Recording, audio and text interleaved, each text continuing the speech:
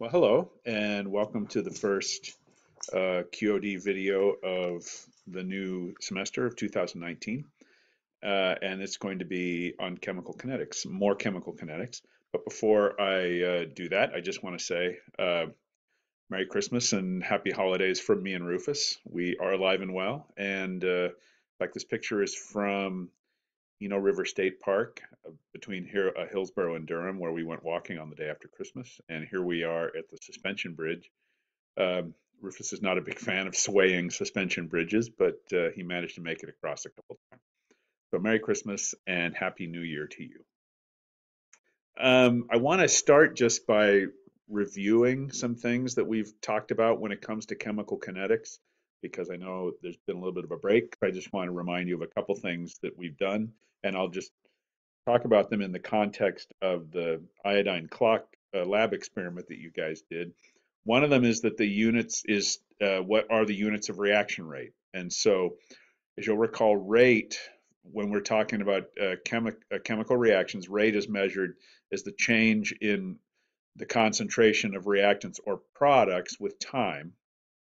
And here I've just filled out a copy of that lab sheet and then taken some screenshots. But since rate is the change in concentration with time, then the units are going to be molarity or moles per liter per second. And if you included units in your lab report, it should have looked like this. Different numbers, but moles per liter per second as your unit of change. And so the reaction rate is the change in substance concentration with time, which we would express as moles per liter per second or molarity per second. Occasionally, a different denominator, a different time unit can be used in the denominator. We can have minutes, we could have days, but overwhelmingly what you will encounter when we're talking about reaction rates is moles per liter per second. The other thing that I want to remind you of that we talked about was that rates of appearance and disappearance of reactants and products are related to each other by the stoichiometric coefficients in the balanced equation. And you may remember this from the last slide presentation, but from your lab, you'll recall that we were able to work out that since the first thing we were able to work out was the change in concentration of the bisulfite, but now we were able to use the coefficients from the balanced equation, once we knew that, to work out the change in concentration of everything else. And you can see that they're all related to each other.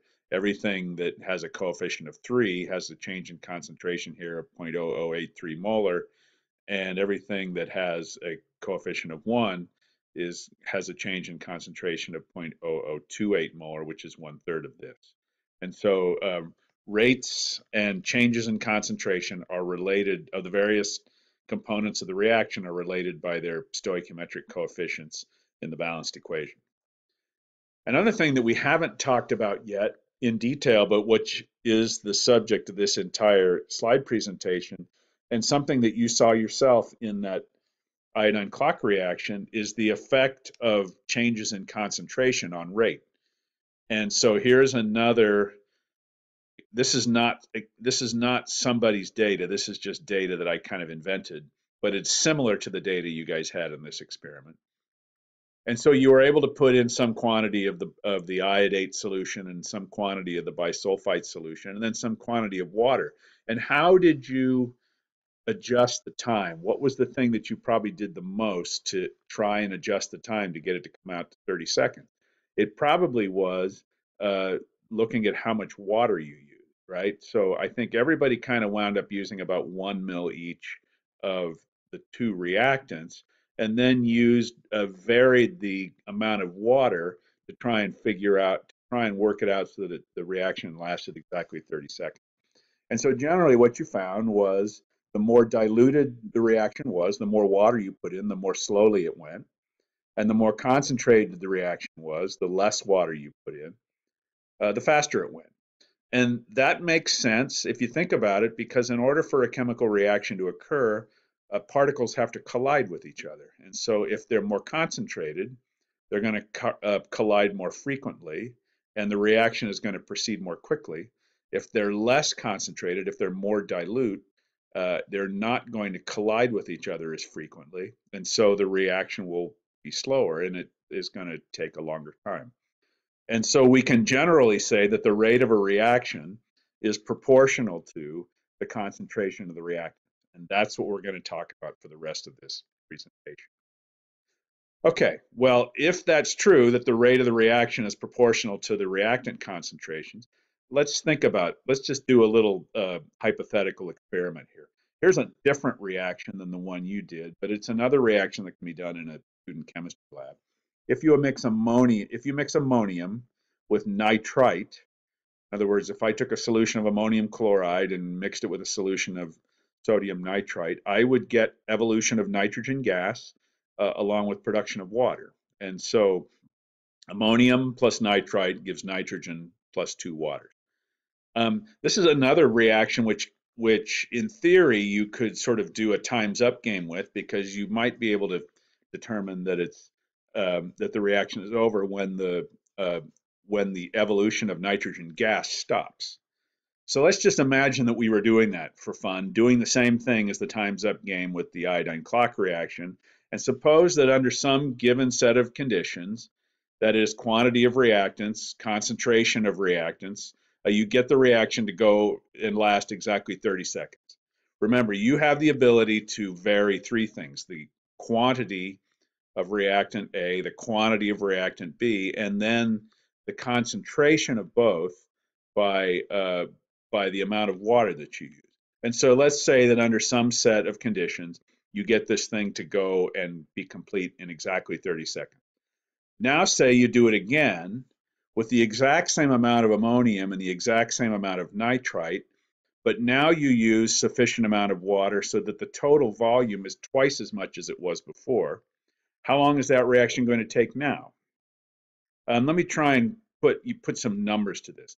Suppose, just for the sake of argument, that if you had some stock solution of ammonium chloride and some stock solution of sodium nitrite, and that if you used 1 milliliter of each and 8 milliliters of water, so that you had a total volume of 10 milliliters, that reaction took exactly 30 seconds. Suppose now that you use the same amount of reactants, 1 milliliter each of the two stock solutions, but now instead of using 8 mils of water, you use 18 mils of water, so that the volume is exactly double. Instead of being 10 milliliters, it's now a total of 20 milliliters. How long would that reaction take? Take a second to think about what that answer might be. Well, if you guessed 120 seconds, you would be correct. In other words, the reaction is going to take 4 times as long. Well, you might have guessed that. You might not have guessed that. You might have just said it would take 2 times as long, or you might have just kind of thrown up your hands and said, I don't know. But let's talk about why that actually makes some sense. Why would it take 4 times as long? Why would that make sense? Well, we've said that reaction rate is proportional to the concentration of reactants. That must mean that the reaction rate is somehow proportional to the concentration of ammonium, and that the rate is somehow proportional to the concentration of nitrite, since they're both in there as reactants. Now, what we learned back in the gas laws chapter was that if something is proportional to two different things, then it's really proportional to the product of those two things. In other words, if pressure is directly proportional to temperature, which is called the Gay-Lussac law, and volume is directly proportional to temperature, which is called the Charles's law, then pressure times volume is directly proportional to temperature. Or if volume is directly proportional to temperature, which is Charles's law, and volume is directly proportional to the number of moles, which is Avogadro's law, then volume would be directly proportional to temperature times moles, which is part of the ideal gas equation. And so if these two things are true, then it must also be true that reaction rate is proportional to the product of the ammonium concentration times the nitrite concentration. Well, if that's true, let's think about what happens. If we dilute the reaction by a factor of 2, that is, if we double the volume but keep the amount of reactants the same, we're reducing the concentration of ammonium by half, and we're reducing the concentration of nitrite by half. If the rate is proportional to both of these things, cutting this in half is going to cut the rate in half, And then cutting this in half is going to cut the rate in half again, therefore reducing the rate of the reaction by a factor of 4. And therefore, you would expect it to take 4 times as long. So if you think through that reasoning, and you can stop and just kind of play this back if you want, that makes a kind of intuitive sense. If I've got two reactions and I cut both of their concentrations in half, the reaction ought to take 4 times as long. So that's nice. Unfortunately, it doesn't always work that way. So let's take a look at some examples. The first example is the one that we just looked at. Ammonium plus nitrite gives me nitrogen plus water. And if I double the volume, that is, reduce the concentration of each reactant to half of its original concentration, the reaction is going to take 4 times as long. Okay, so far so good. But what about the iodine clock reaction that you actually did? The iodate plus bisulfite to give you iodide plus sulfate plus H plus. Well, it turns out that if you double the volume of this reaction, that is, cut the concentration of iodate in half and the concentration of bisulfite in half, the reaction actually takes 8 times as long, not 4 times as long. So that's different. And here's a third example. This is fairly commonly given in organic chemistry courses. That is the reaction of tert-butyl chloride with water to give tert-butyl alcohol plus hydrogen chloride. And if you double the volume of this reaction, that is, again, cut the concentration of both tert-butyl chloride and water in half, the reaction takes longer, but in this case, it only takes 2 times as long. So there's a couple of things that we can deduce from this. One is that reaction rate is definitely somehow related to concentration of reactants, because every time we dilute it, the reaction takes longer to occur. But the other thing about it is that it's not consistent in how it works. Sometimes diluting it makes it last 4 times as long. Sometimes diluting it takes it 8 times as long. Sometimes diluting it by half only takes 2 times as long. So to get at why that's occurring, we have to start talking about something called a rate law. And I don't know how much we talked about the difference between a law and something like a theory or a hypothesis back in chapter 1. But a law in science is not an explanation of anything. A law is simply a statement of something that will always occur. And so we can go back to what we've said about reaction rate being proportional to reactants. But that's not actually at this point a mathematical equation that gives us a relationship between rate and reactant concentrations. In order to do that, we actually have to put in an equals sign. So here is the most generic way in which I can write what's called a rate law, in which that the reaction rate is going to be equal to some constant K times the concentration of reactants. And now here's what's new, raised to some experimentally determined power, which we will call n. So I'm going to go into this in much more detail in just a second, but I just want to say something briefly about this k. And k, and by convention, k is a lowercase k, is what's known as the rate constant. Now back in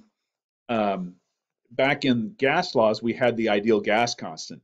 The difference between a rate constant and the ideal gas constant is the ideal gas constant was constant across every single application of the ideal gas law. A rate constant is actually not a universal constant. It is specific to a given reaction at a given temperature. So if I've got two different reactions, the value of K is going to be completely different. And even within the same reaction, the value of K is going to vary with temperature. And so it is only specific to a specific reaction at a specific temperature. This is the most I'm going to say about K in this presentation, and you won't have to worry about it for the QOD for this video. But let's extend that out a little bit. So I've said in general that rate is equal to K, the rate constant, times the concentration of reactants raised to some experimentally determined exponent, which we're going to call n. Well, let's look at 3 different possible types of reactions that we could have. We could have a reaction in which there is a single reactant, and in this case, A simply goes to products. Because there's only a single reactant, there's only one reactant in the rate law. So the rate is going to be equal to the rate constant times the concentration of the reactant A raised to some experimentally determined exponent.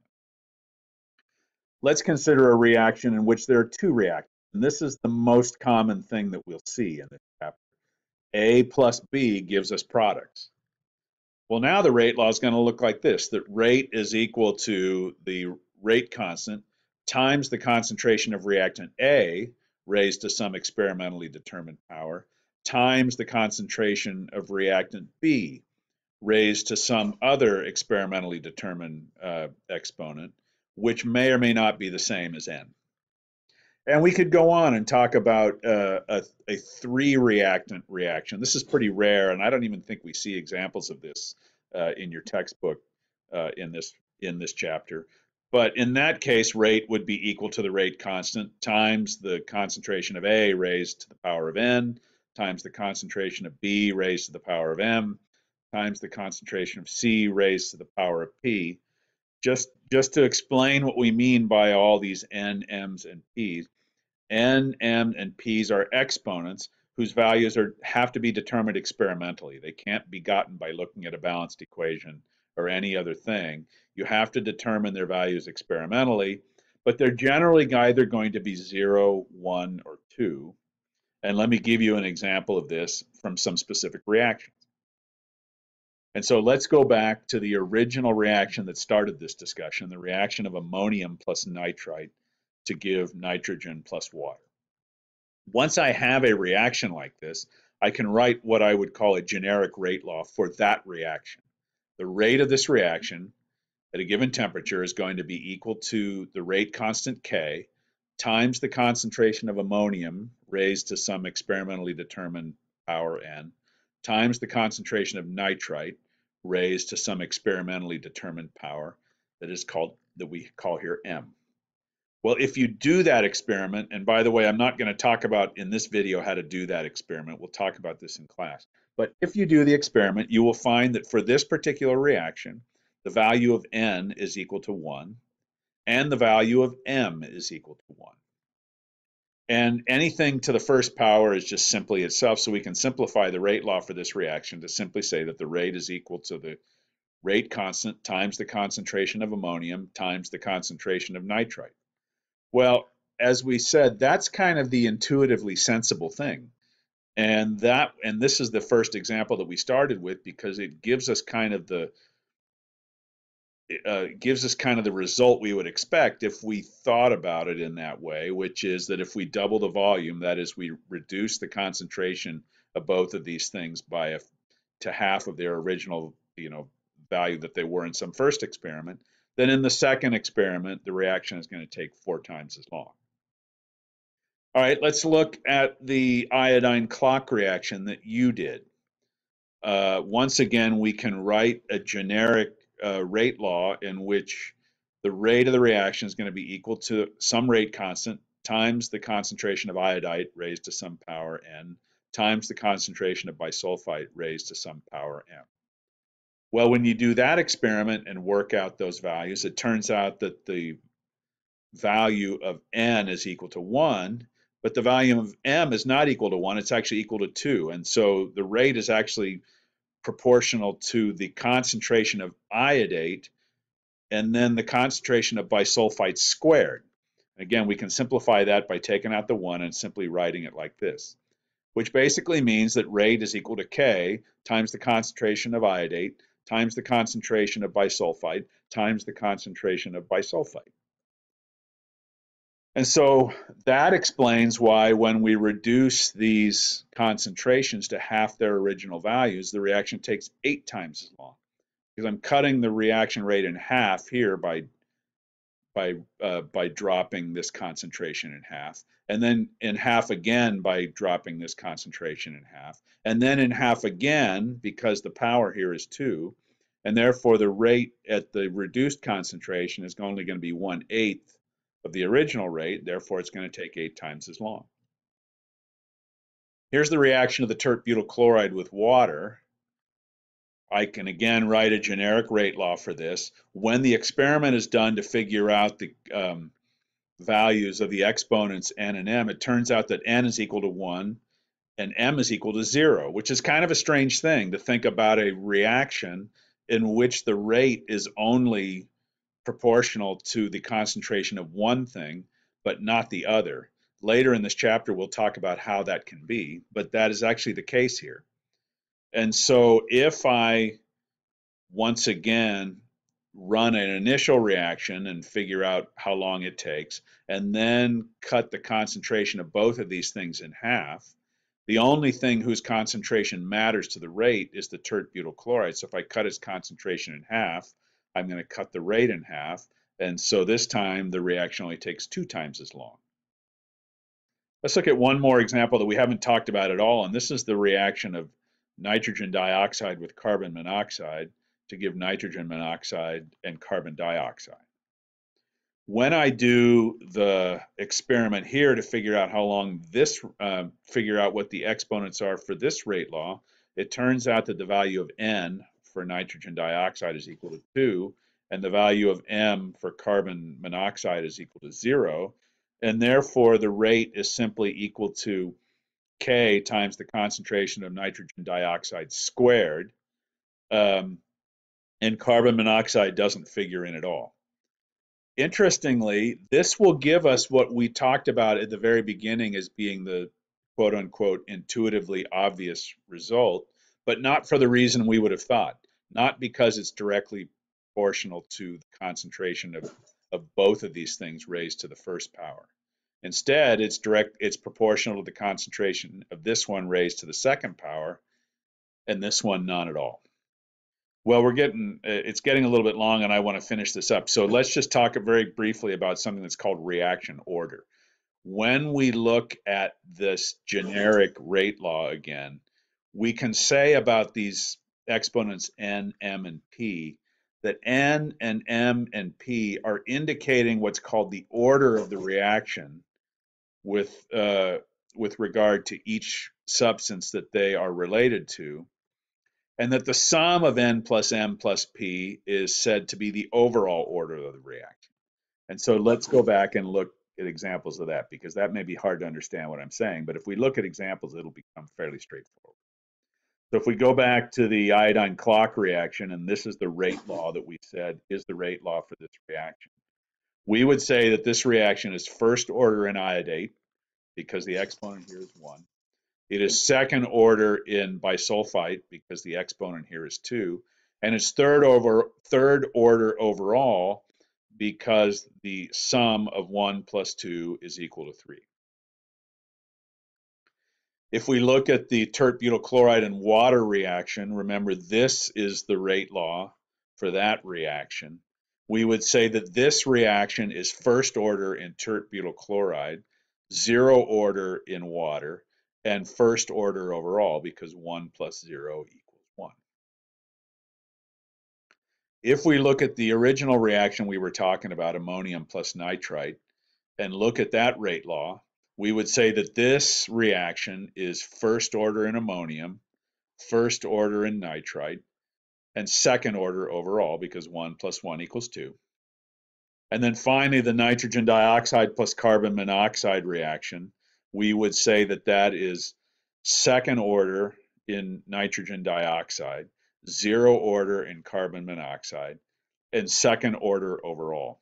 And I'm not going to dwell on this, but you can realize now that the overall reaction order is actually what's determining how long the reaction is going to take if I dilute everything by a factor of 1/2. The reaction that was third order overall took 8 times as long. The reaction that was first order overall took 2 times as long. And the two reactions that were second order overall took 4 times as long, but for different reasons. Okay, what's the QOD going to be about? 3 things. First of all, reaction rates are proportional to reactant concentrations, but not always in the same way.